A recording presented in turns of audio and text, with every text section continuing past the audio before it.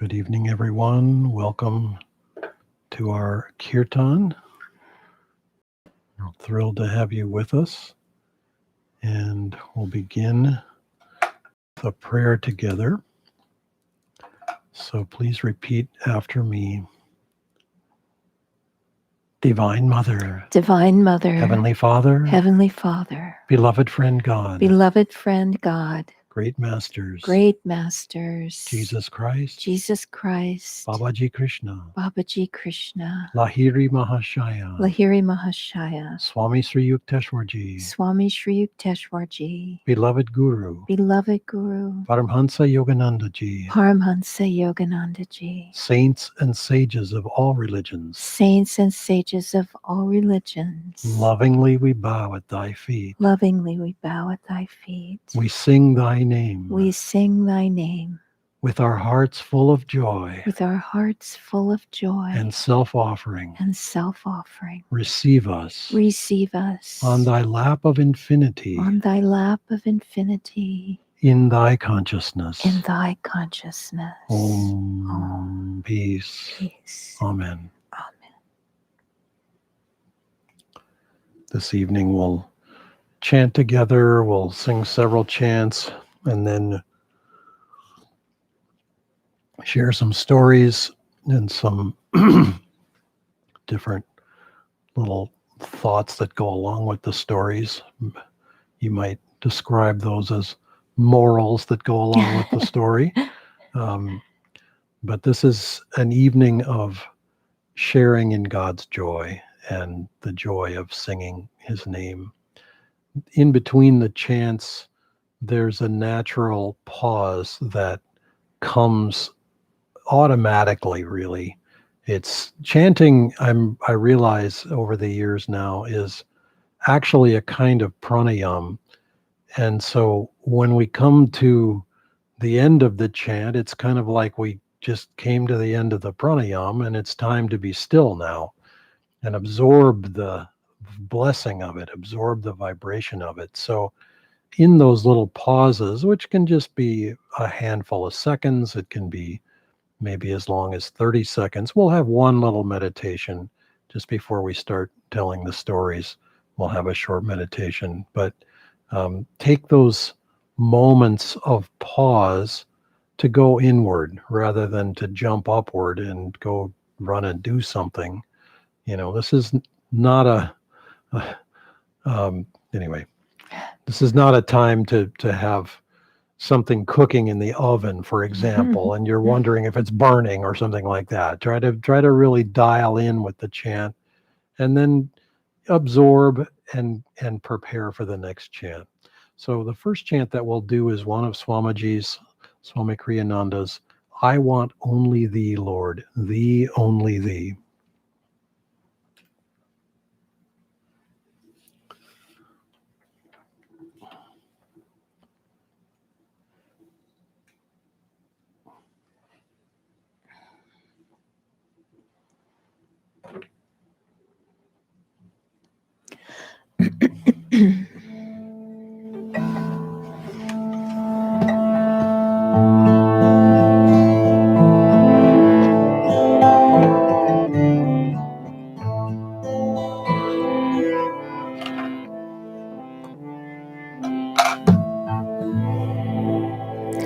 I want only thee, Lord, thee, only thee.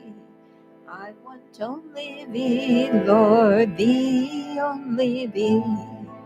I want only thee, Lord, thee,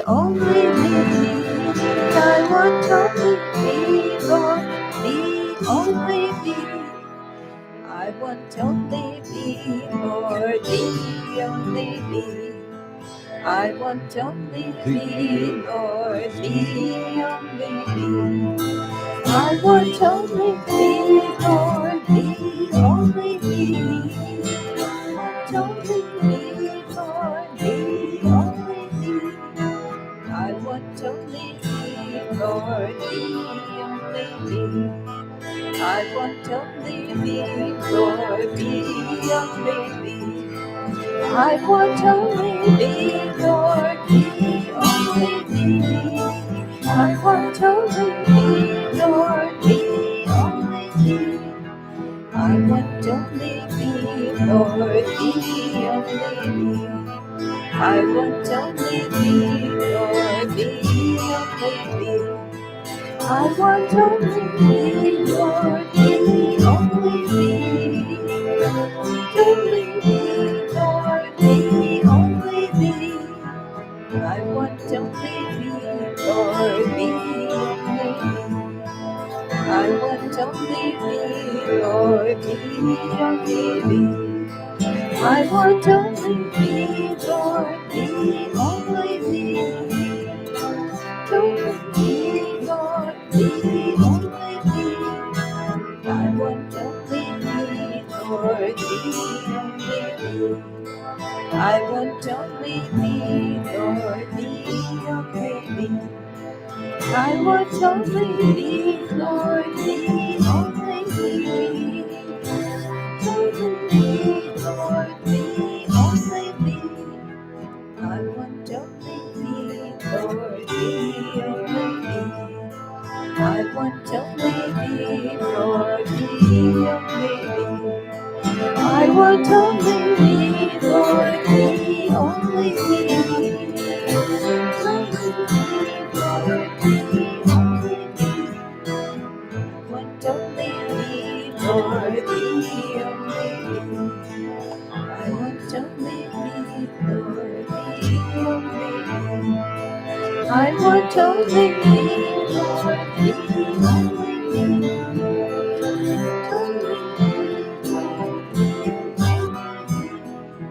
I want only thee, Lord, thee, only thee. I want only thee, Lord, thee, only thee. I want only thee, Lord, thee, only thee. I want only thee, Lord, thee, only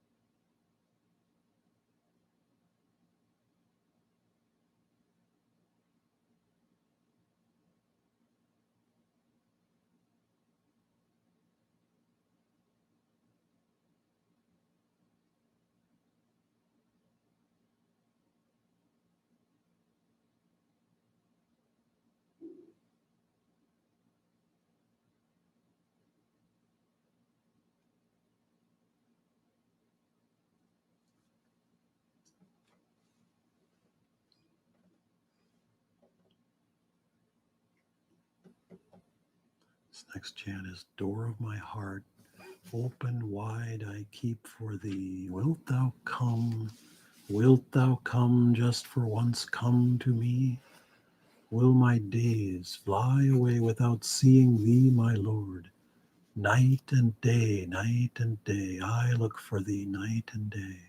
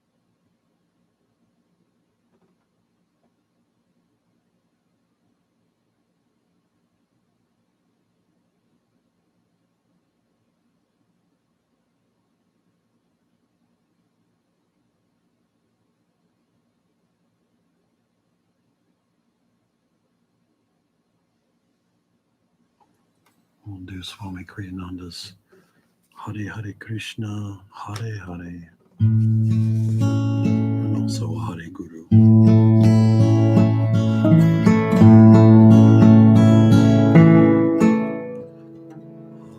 Hare Hare Krishna,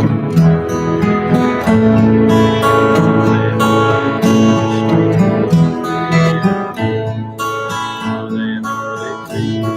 Hare Hare Krishna.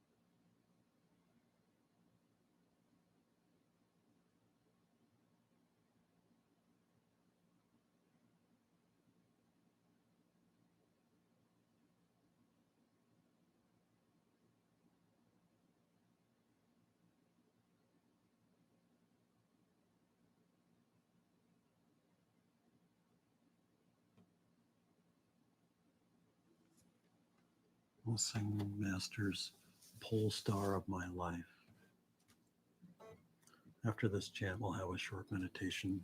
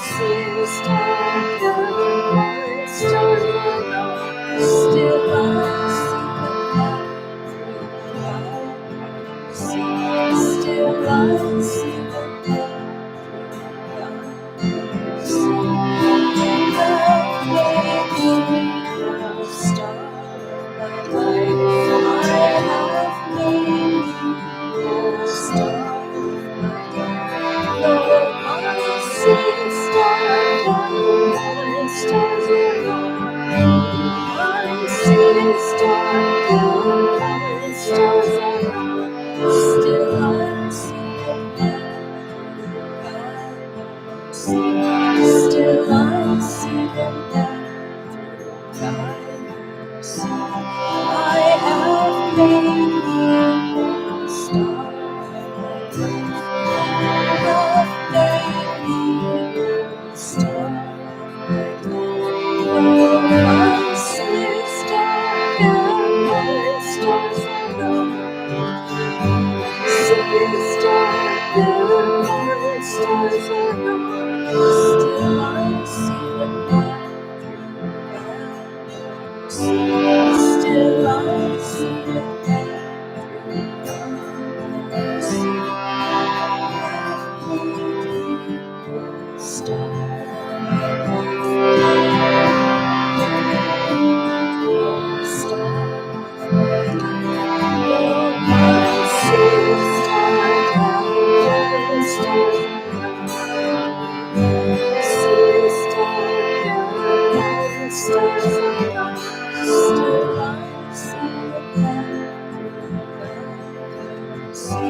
Still I see it.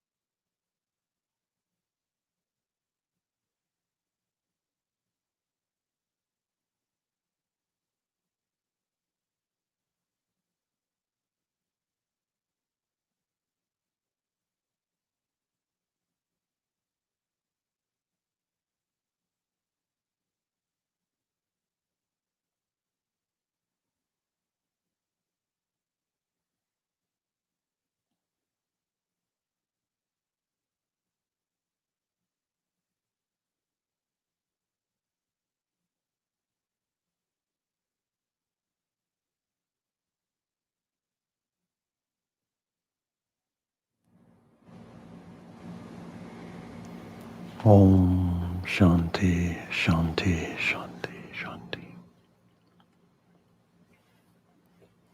So today I will go first with a few stories. And do you want to move the camera up there? So I'm going to tell some stories. Many of our stories relate to our lives with Swamiji, and this will probably be no exception to that. But I thought to start with uh, a kind of a different angle on this. Earlier this week, Nirmala and I were interviewing Shurjo and Narayani from Ananda, Mumbai, and we had lived together in the developing Pune community in, 10, 11, 12 years ago, uh, kind of that time frame, and on for a few years until we came back from India. And they most of the interview was around the things that they're doing now in Mumbai, but they made some interesting comments in reference to the time in Pune. And one of them was that they're trying to create a sort of retreat center in Mumbai. Ideally, this would be a place that has several bedrooms, many bedrooms, and that has space for some gardening and, ideally close nearby the ocean. Of course, anything like that in Mumbai is, earth shatteringly, fantastically expensive. So, that's all very speculative and theoretical. But anyway, they're working at it. But anyway, what they were saying was that they wanted to create the sense of community in India, and that had been something that they felt ever since we all were in Pune, and that the you have to sort of dive into it and taste it. And then the observation that he made that I wanted to share was, he said, it's because we all were there together, we absorbed so much. And he sort of pointed this at us in the moment, saying, we got so much from you two. And it struck me that, of course, okay, I'm sure he got something from us. It wasn't as if we were intentionally, and he even mentioned this, it wasn't like we were always, involved in sort of teachable moments, saying, I pontificate that such and so, and, this is your lesson, and like that. It was more that it just, in the actions of daily life, we all learned from each other. And of course, naturally, this was even the more so with Swamiji. But what struck me is that it's we all live the teachings in our way. We all model them in our way. And of course, the higher the energy level, the higher the magnetism, the more that becomes clear and sort of shines forth. And we saw that with Swamiji, and all the, I think back all the years of experiences with him and how it came so naturally. Yes, he would say occasionally, he would drop some little hint for us. He would say, so for example, um, I had an interchange with him in Italy in the late 1980s when I lived there, and I was helping him move, and I was helping him get his computer set up. And, back in the early days of computers when they were these massive boxes and, very unwieldy and so forth. But anyway, he was always kind of on the leading edge of those things because he really wanted to. Um, I wonder if, will you look at the comments on here and just see if anybody, I'm concerned that people are hearing static on my line. And if so, I'm going to change to this other microphone. Just see if there's a comment there that everybody seems to be okay. If anybody's having a problem, there's seems to be some low level something going on. I don't know. I don't think so. And we need it anyway. So anyway, so we were moving. He was writing at the time what became Rays of the One Light, and I think that's the bigger one. Rays of the Same Light is the smaller one that we use for Sunday services, or maybe it's the other way around. Anyway, whichever. He was writing the full commentary, and Rays of the One Light. Okay, so he was writing Rays of the Same Light at the time. And so in one of the readings, he every time he would finish a reading, he was sort of working his way through the year, staying ahead of the weeks of the year as they came up, because he wanted to have a reading for everybody before that week so they could prepare for it. Well, and he would pass these around, and some of us would read them, and he would ask for comments and we would give them. And sometimes, occasionally, one of our comments was useful, and often not particularly, but he was gracious enough to ask for our feedback. So anyway, I was reading this one, and I commented that he used the word Mount Calgary in reference to Christ and the dramas around Christ's life. And I said, no, Swami, it's Calvary. Calvary, not Calgary. Calgary is in Canada. Calvary, Mount Calvary is the mythical mountain, or maybe it's an actual mountain in Israel, for all I know. I don't remember. Anyway, and I mean, I grew up in the Christian tradition, and there was a Calvary church in almost every major town or city. So, I mean, I knew the term Calvary. But he said he wouldn't buy it. He didn't go along with it. It was like, no, it's Calgary. So I let it go. I thought, all right, I'm not winning this one. Let it be. Anyway, he had to go somewhere, and I was still hooking the wires together for the computer, and I did whatever I could do to get it all up and running. And then I thought,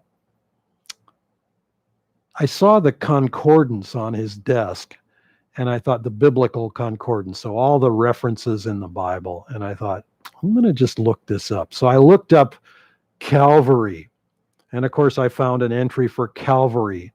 And so I just left a bookmark. I left the thing open, but I sort of left a sticky note or a something right there at Calvary. And I just wrote on it, and I said I couldn't find Calgary. And I left it there, and I went away, and I never said anything else about it. So he came back, and my name wasn't Dharmadas at the time, so he just said, Peter or whatever. He said, this was so interesting. He said, I'm not surprised that I was wrong. What surprises me is how convinced I was that I was right. And it was just such a disarming thing. He could have whatever. I don't know what he could have done, but I was just impressed that he did that.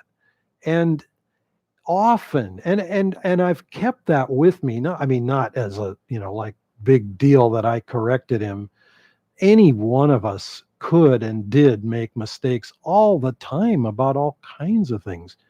What impressed me was that he would hold these things in a balance of probability, of possibility. And I realized, so as another example, whenever he wrote anything, basically from those years onward, sort of whoever was around him and who was ever kind of on a certain wavelength, he would invite them over at tea time at various points, or maybe at other times of the day, and he would have printed pages, and we would read them, and we would pass them around, and we sort of, as the group coalesced in a certain way, we kind of began to know our pecking order. And the pecking order was that whoever was the fastest reader started, so that they were always out ahead of everybody, and they never had to wait for anybody. And then the next fastest one would be the next one. And so, you finish the first page, you hand it to the next person. You finish the second page, you hand it, and they keep handing them down the line. And the slowest ones are at the end. And he would get our feedback sometimes as we were going. And usually he was quiet. Often he was actually editing the next part that was ahead of what we were on. So he would sort of stay ahead of the process. So what I realized, just kind of in thinking about this comment of Shurjo's the other day, is that as much as we were reading him in order to understand spirituality at a higher octave, at a higher level than we were living at, he was reading us because he would ask us questions. What did you think of this chapter? What did you think of this point? Was that clear? Was that not clear? Whatever. Or we would comment, Swamiji, I didn't understand this. What did you mean? And he would go, well, I meant such and so. And we would, you know, and sometimes then that meant he would clarify it if it wasn't clear. Other times it was just because we weren't bright enough to understand what he meant and we needed to get brighter. But it was interesting to watch because he was trying to read each of us as the public. This is who's going to read his book. And he's wanting to see, what do they think? How do they respond? Are they inspired? Did they tune into it? Did it fly right over the top of their heads? Whatever it might be. And and sometimes on the basis of that, he would change whatever he was writing. And he never held it as, even when he would have a deep inspiration, profound inspiration, and he would try to capture that, he would express it, perhaps musically, perhaps in writing. Those were sort of the two likeliest ones, but sometimes it came in photography or in some other kind of art. He would watch to see, how do people get it? How do they respond to it? And he would hold it in the air as, I felt this, Divine Mother. Now, did my expression of it capture it properly? Capture it beautifully? Are people with me? Are they getting the thing? And sometimes he would keep changing it, like the oratorio that he wrote in the late 1983, early 1984 era. He kept working on that thing on through the 90s, perhaps even into 2000. He was still writing recitatives and changing this, adding that. And because he wanted to clarify it more and more and more. And I remember the book The Path that he wrote in 1976, his Autobiography of a Western Yogi was the subtitle. Well, he more or less republished it in 1996 when Nirmal and I were working with him, but he really didn't change the text all that much.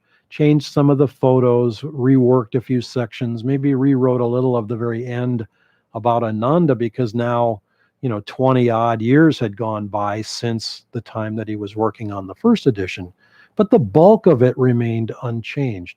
But then along about 2008, 9, 10, he basically rewrote the whole thing as the new path, and really made some major changes in it. He had worked so hard on that first edition, but and so it lasted for, the better part of 40 years, 40, more than 40 years.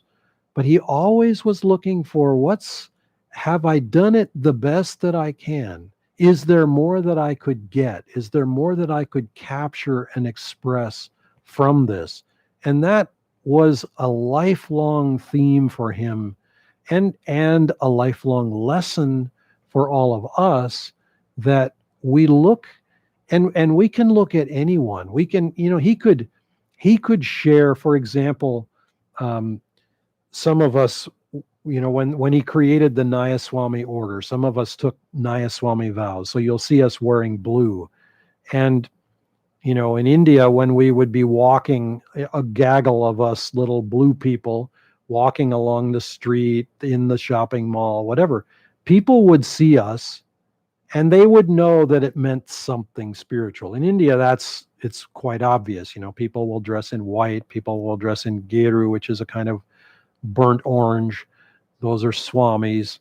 They saw us all in blue, and it was like, I know you guys are something, but I don't know what you are. So they would ask, what are you? And we were, a renunciate order, sannyas. and they would get it. But Swamiji was always watching. How do people respond? How do they understand what we're doing? How do they misunderstand how or fail to understand what we're doing? And then he would sometimes try to clarify or understand more deeply and express it more clearly. And that process was something that continued throughout his entire life. And it's something that I have tried to meditate on for all these years as a way of understanding how can I express master's energy and clarity more completely. And that process never ends. And it's just fascinating to watch how even a shopkeeper in a store could reflect back something to Swamiji that would help him. And he was always looking for that. And you would think, oh, well, he wouldn't. Why should he care what we all say or think? Because after all, some of us were pretty immature. But as far as he was concerned, God could express divine message, divine consciousness, divine, perhaps even divine corrective to him at any moment. And he was always aware of that and always waiting to see what Divine Mother might have to say. So I think I will invite Nirmala to share a few thoughts or stories. No, it's fine. Yeah. That's when the front one starts blinking that the battery's going to go dead. Okay, so she's going to move the camera and I'm going to boost up her microphone and mine down.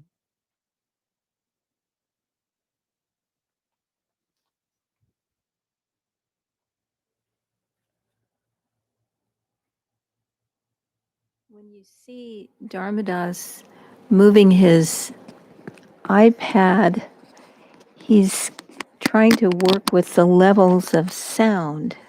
So he's not just trying to write an email or something, he's actually working. So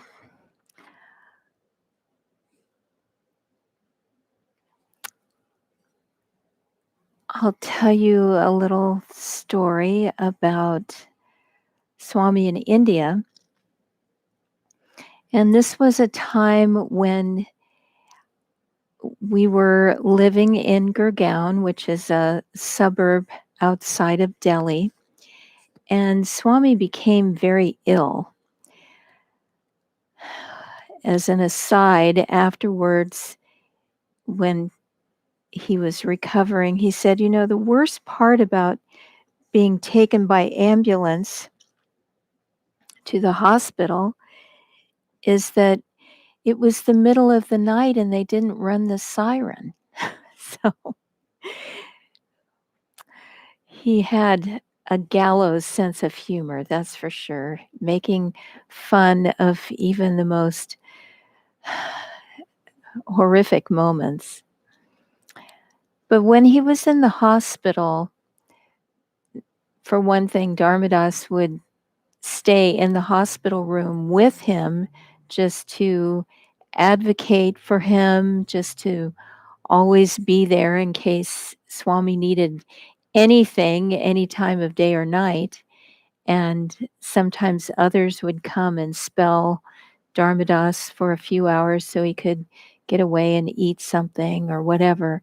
But they had a bed right next to Swami's for Dharmadas so that he could stay there. And Dharmadas used to joke that it was mainly he was there for mosquito control because he is such a mosquito magnet that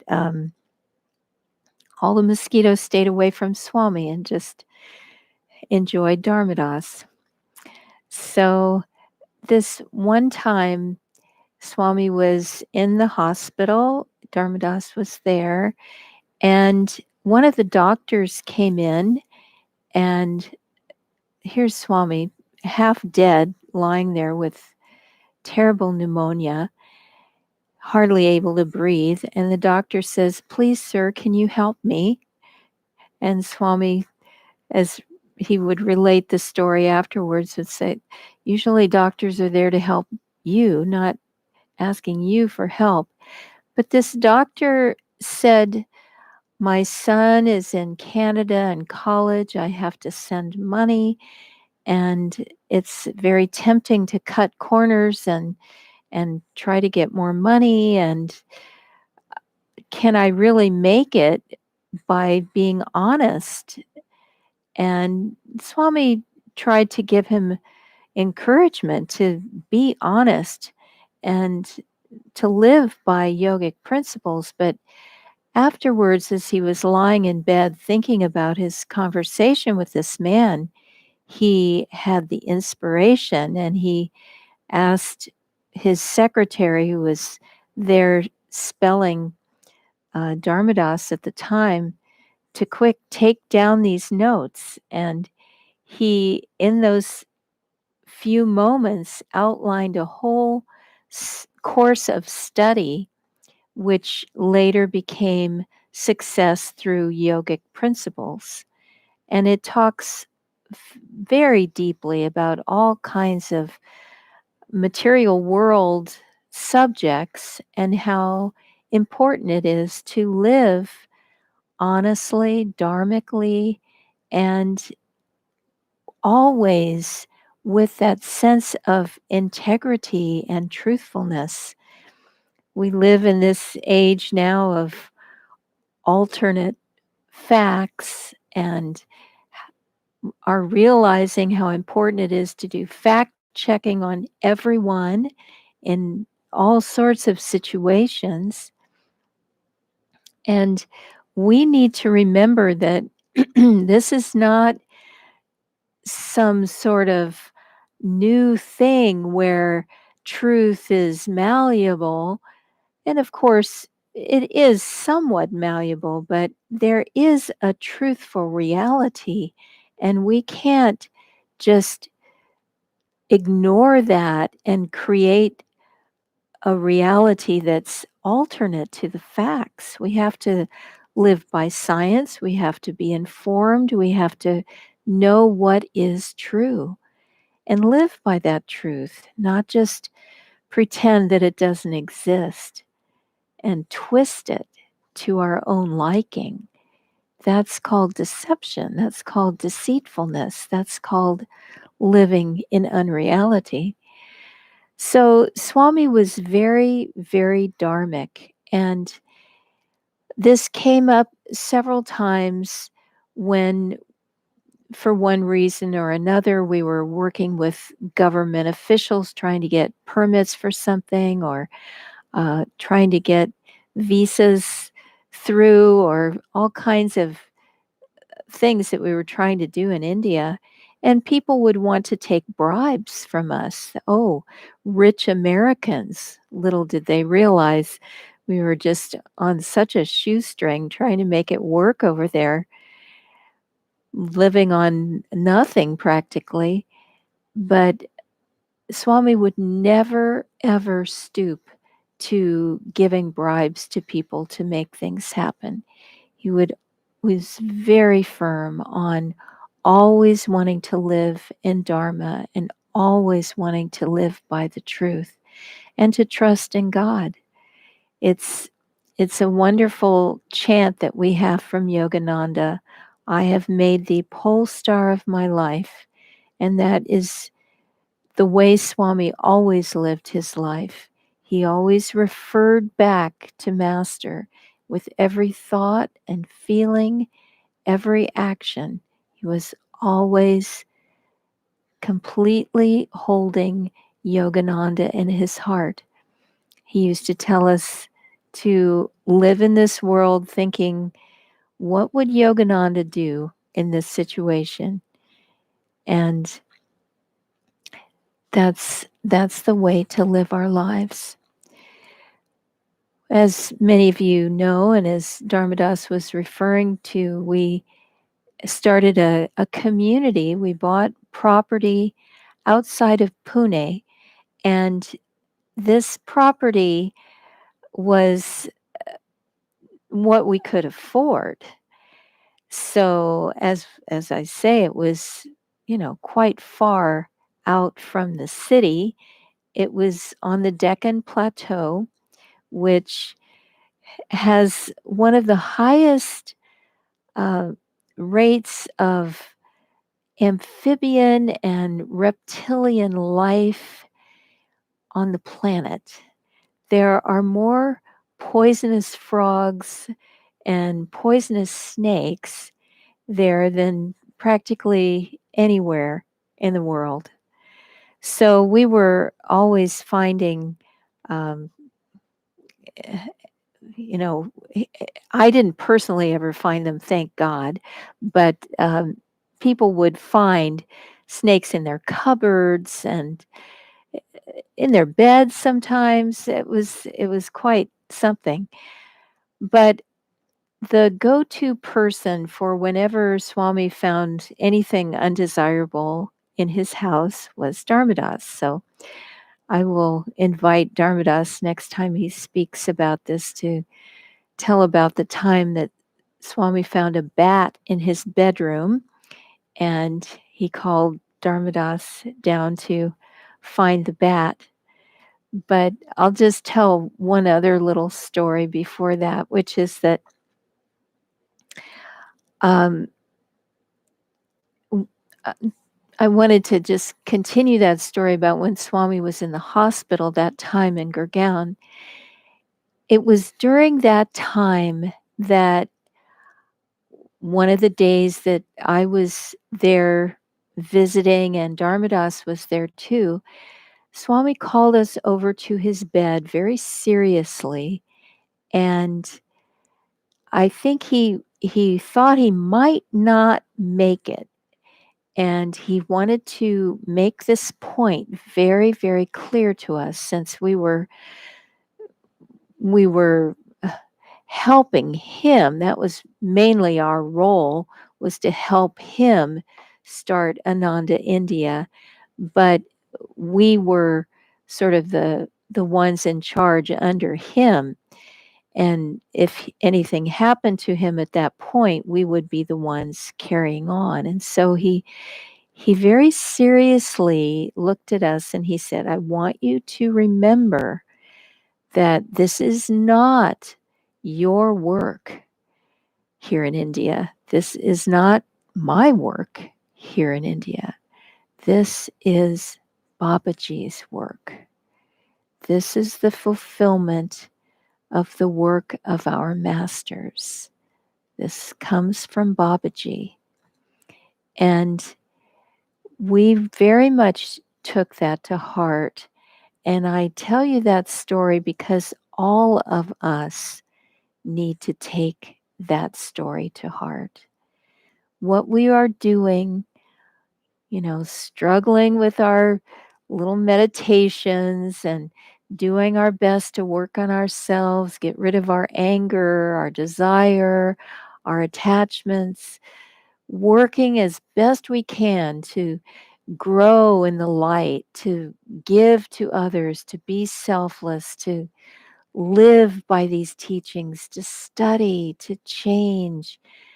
All that we're doing, yes, we are doing it. We are working on ourselves, but we are part of that great wave of energy that is Ananda, that is Yogananda's work in the West.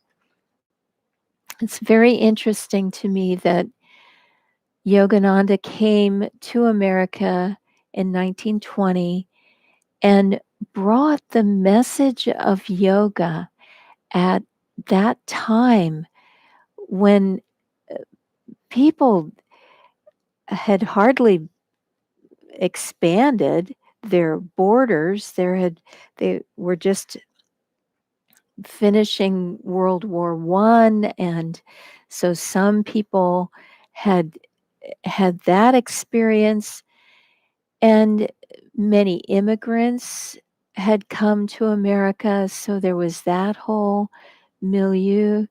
But the consciousness of expanding in God's light was just beginning. And Yogananda brought such a different energy, just such an amazing, expanded cosmic view of life and what this world is, reincarnation, karma, yoga, all these things that were such new concepts.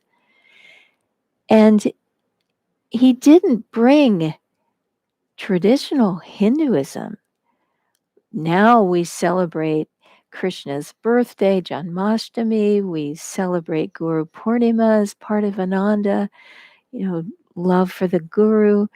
But he didn't do any of those things.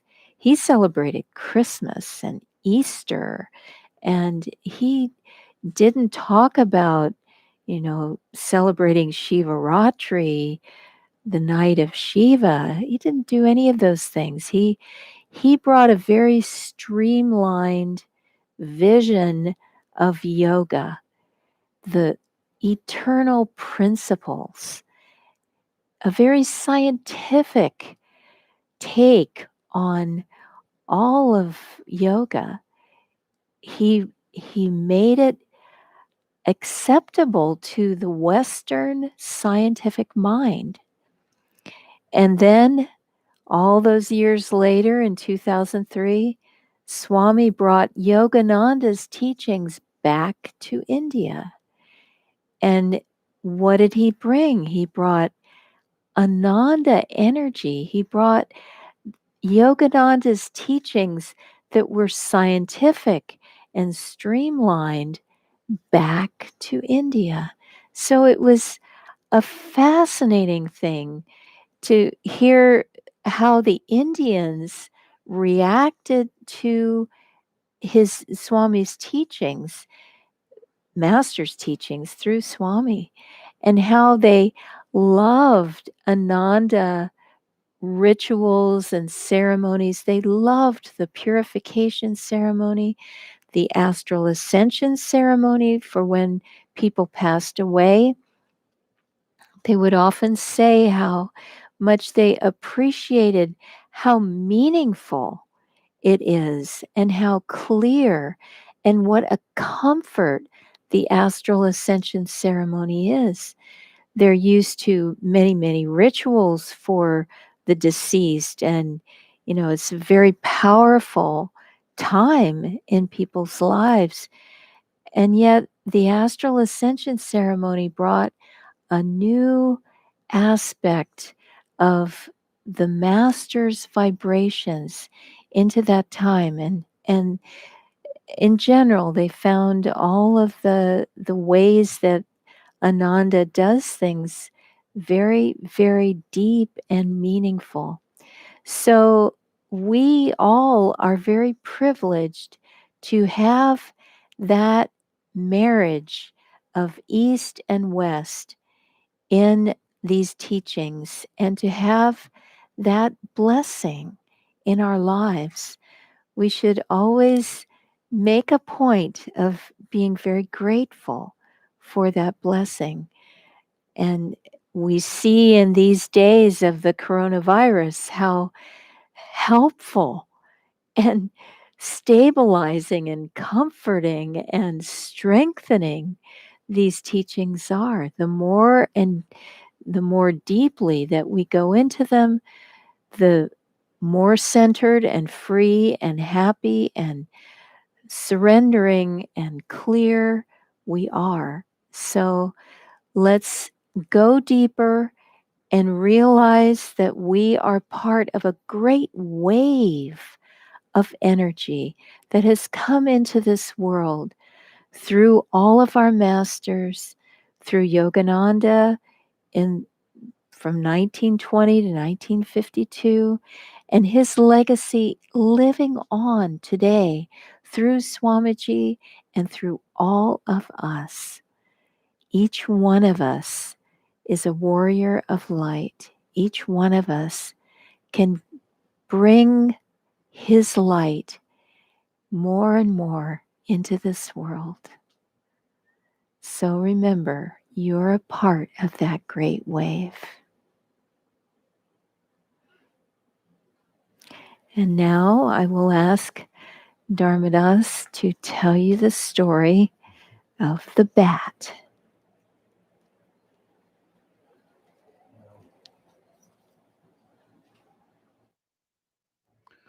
This is perhaps going to be a fairly short story, but this is when we were living in Pune. We were out in the country. I say Pune, but we were really out in a little village called, in village area.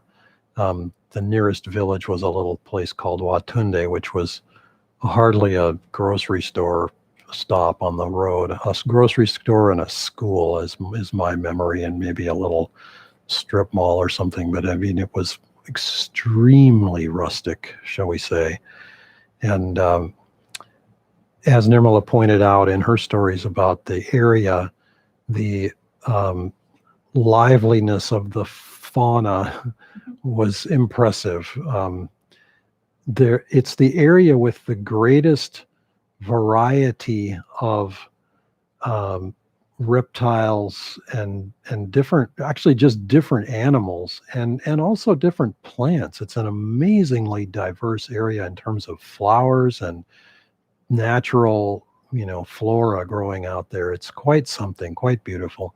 But anyway, coming back to, so we had built a home for Swamiji, and we had built a place for us that was just immediately up the hill.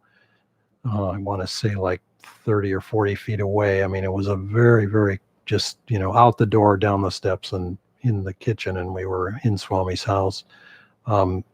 So we weren't in the exact same house at the time, but we were close to hand, and a quick phone call or even Leela could holler out the window and get us a lot of the time. But anyway, this one night, the phone call came from Swami. I don't know that we were using the doorbell anymore at that point. It seems like that was a Gurgaon thing. He had a little wireless doorbell that he could push a button and it would ring in our house. I think we had passed beyond that era. Anyway, I came down there and in his bedroom there was a bat flying around and making loops. He was just sort of, it was like he was getting his workout, running around the track, except it was just Swami's bedroom, which was not that big. And I had to try to figure out how he got in, because that was the likeliest way we were going to get him out. And I called Shurjo, as it happened, the fellow we were interviewing, Shurjo and Narayani, who always took my phone call. I was extraordinarily grateful for that. And yet again, he took my phone call and yet again came zooming over from where he stayed, which was, many hundreds of yards away. And so together we had to figure out a way to kind of chase this guy, sort of encourage him to keep moving towards the door or wherever. And we couldn't really open the door and let all the bugs in. So anyway, we had to try to figure out how to get this guy out. And we did finally, eventually get him out of there. He had come in through the air conditioner, passed through the wall, the hoses and the cables and the cords and all that had to pass through the wall, and that had not been patched up very tightly. And so this little guy had worked his way through this hole and, discovered the undiscovered country of Swami's bedroom on the other side. And then he couldn't figure out how to get back out of there. So anyway, one of the little late night adventures. So how'd you get him out? Through the door? I think we got him out through the window. We were able to open the windows and worked him, sort of, got him over. I don't think we ever captured him. It's hard to catch a bat.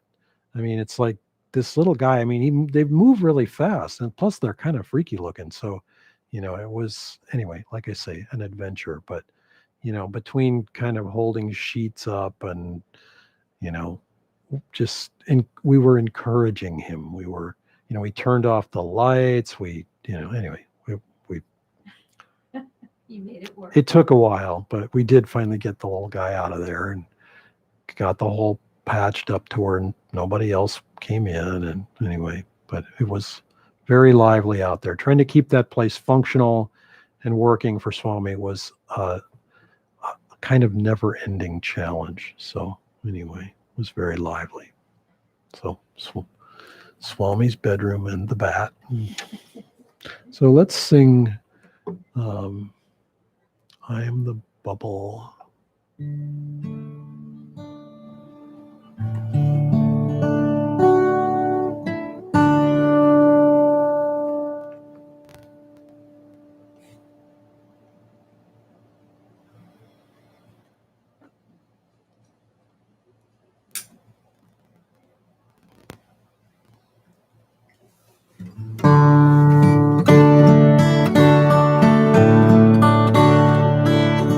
So we have to change the camera.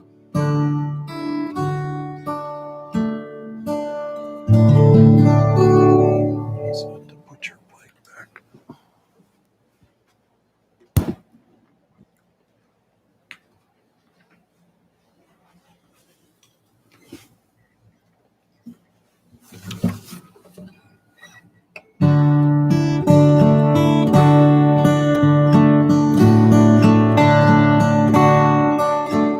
So do thou, my Lord, so do thou, my Lord, thou and I never apart, thou and I never apart. When the seed is on the sea, when the seed is on the sea, I am the Father, make me the sea. I am the Father, make me the sea. Make me the sea, oh make me the sea. Make me the sea, oh make me the sea. Wave of the seed is on the sea. Wave of the seed is on the sea. I am the Father, make me the sea. I am the Father, make me the sea.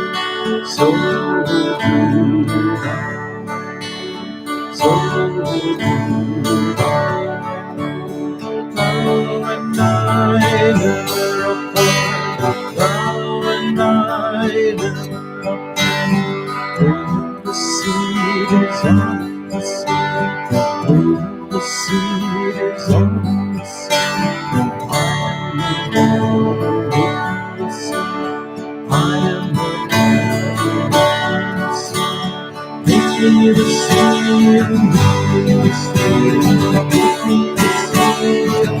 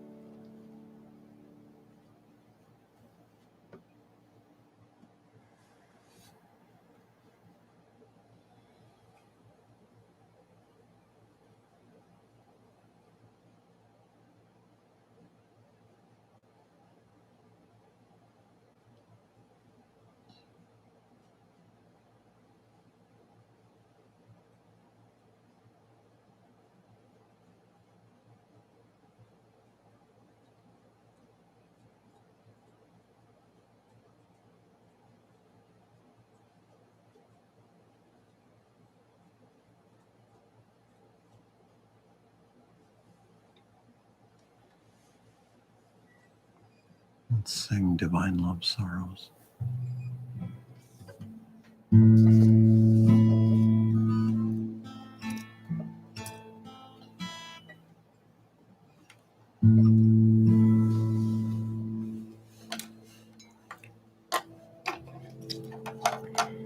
This is from a song called Liebeslied that was done by the violinist Fritz Kreisler during the days of Master, and Master put words to it and simplified the melody a little bit.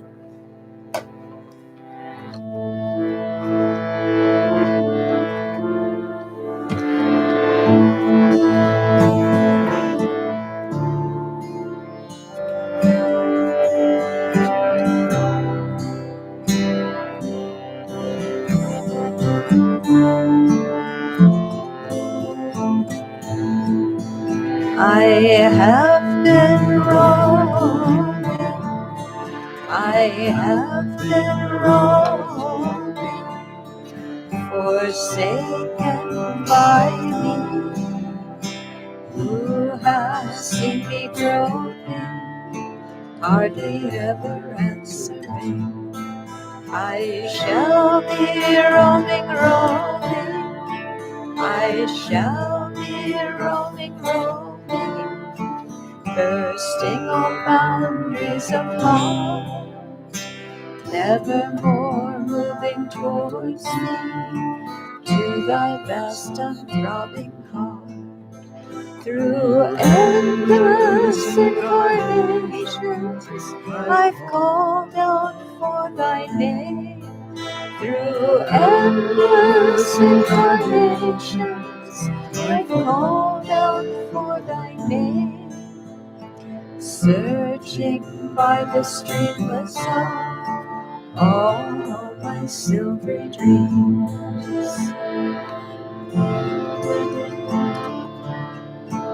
all my silvery dreams. I have been wrong, I have been roaming, forsaken by thee, who has seen me growing, hardly ever answering.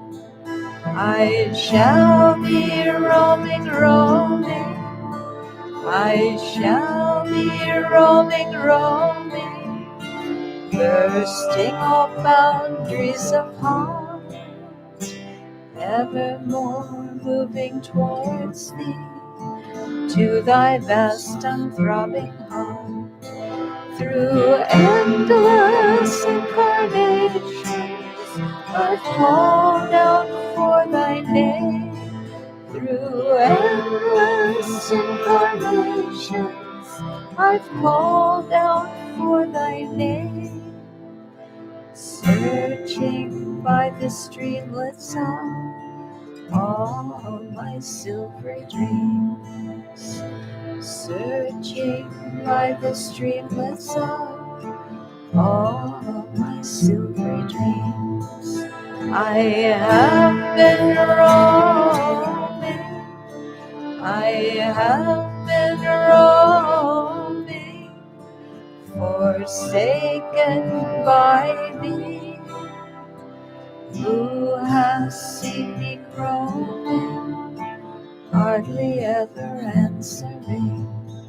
I shall be roaming, roaming, I shall be roaming, roaming, bursting all boundaries of heart, evermore moving towards thee, to thy vast and throbbing heart. Through endless incarnations, I've called out for thy name. Through endless incarnations, I've called out for thy name. Searching by the streamlets of all my silvery dreams. searching by the streamlets of all my silver dreams.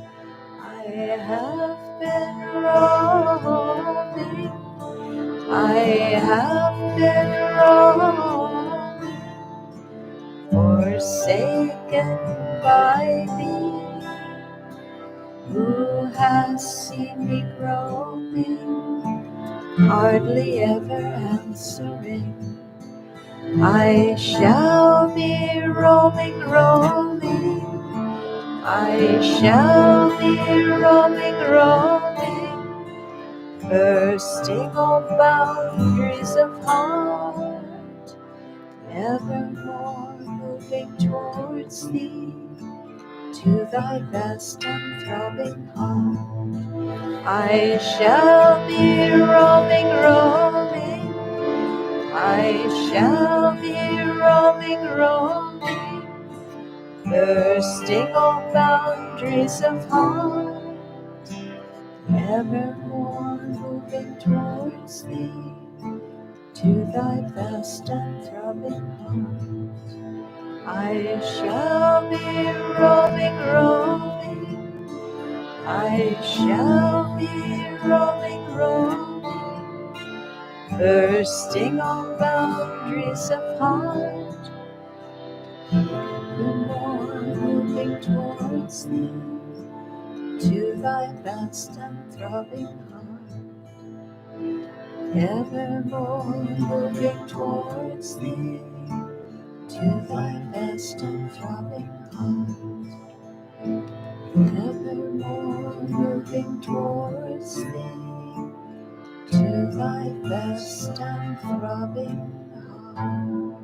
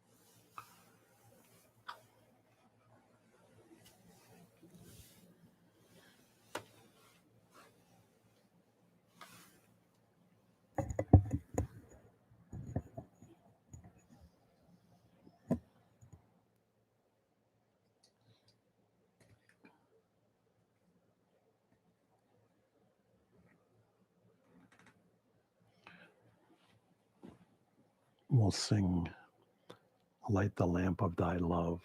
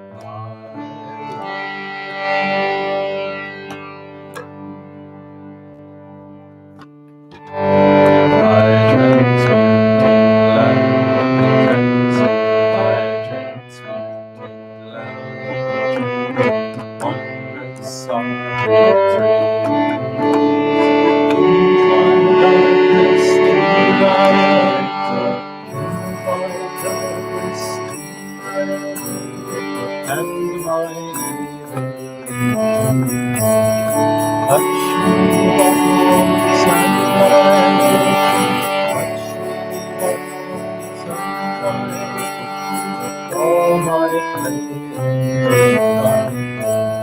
All the sins that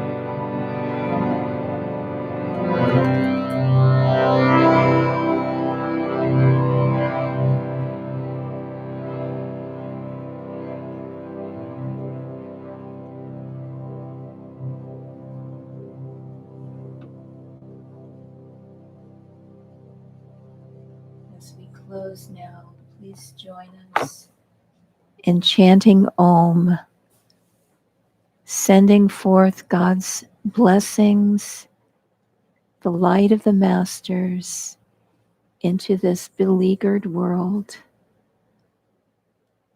Let's rub our hands together and feel the power of Om enveloping the world in God's light and joy. Om.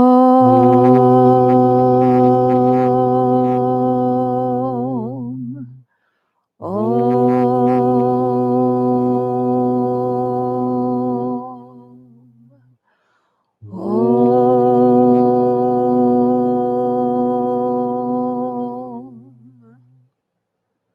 Om. Shanti, shanti, shanti.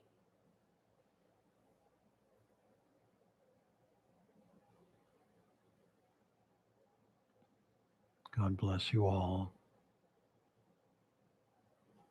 Jai Guru.